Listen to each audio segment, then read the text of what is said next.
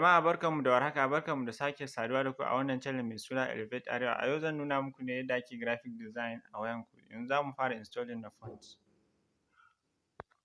Zan yi amfani da wani link ne wanda yanzu zan tura muku, za ku gan shi a comment na farko a wannan bidiyon ko kuma a group ɗina na WhatsApp. Za ku ga link ɗin nan, yanzu ni already ina da shi, yanzu na rubuta shi, na danna go. Yanzu zai kai ni kan drive ne, Google Drive.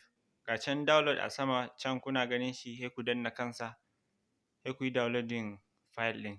File ɗin raw file ne, sai ku yi downloading ɗin shi.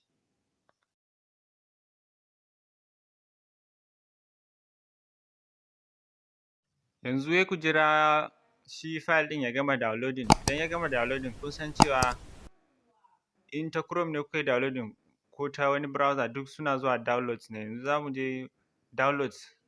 Daga downloads za mu canja masa waje mu mai da shi wani folder fonts. Bari dai ku ga yadda za mu yi shi yanzu.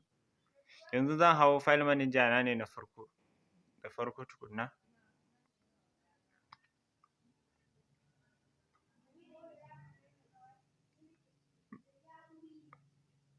Yanzu ina cikin file manager na, zan je all files, internal storage, sai in sauka ƙasa. Za ku ga wani folder an rubuta fonts.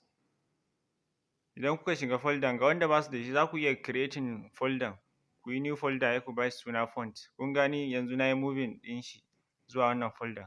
Kuma sai ku yi naku haka, ku ɗauko shi ku kawo shi wannan folder na fonts ɗin. Ku ɗauko shi daga download folder nan, wannan folder kenan, sai ku kai shi, ku yi moving ɗin shi zuwa mai fonts folder.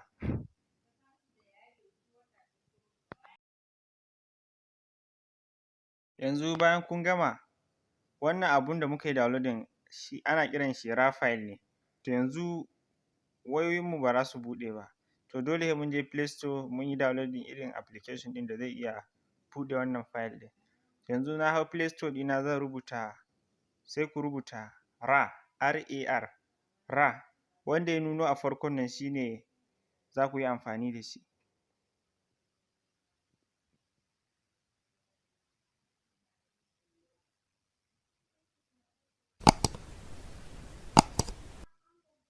Yauwa ga shi nan kun gan shi, wannan na saman shi za ku yi downloading. Ni yanzu already ina da shi, ba sai na yi downloading ba. Kawai zan zo ne in yi danna open a kansa sai ya buɗe. Yauwa yanzu ya buɗe, sai mu je wannan folder nan da muka yi moving wannan abun da muka yi downloading ɗin. Za mu ga folder font, sai mu shiga cikin folder, sai mu yi selecting ɗin kan wannan.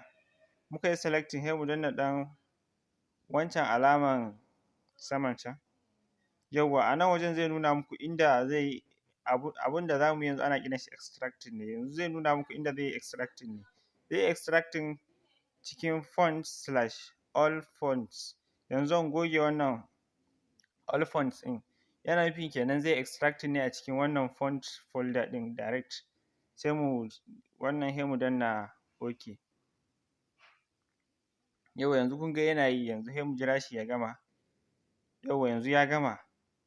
Yanzu abun da ya sa muka yi amfani da wannan abun, muka yi wannan abun, saboda application ɗin da za mu yi amfani da shi yana zuwa da fonts ne 'yan kaɗan, to muna buƙatar su da yawa, shi ya sa muka yi wannan abun.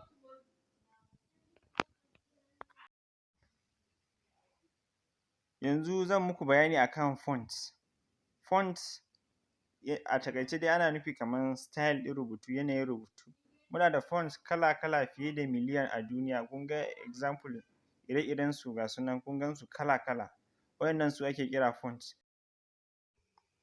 Kada ku manta ku yi subscribing, ku yi liking, kuma ku yi sharing bidiyo ga 'yan uwa don kowa ya amfana. Na bar ku lafiya.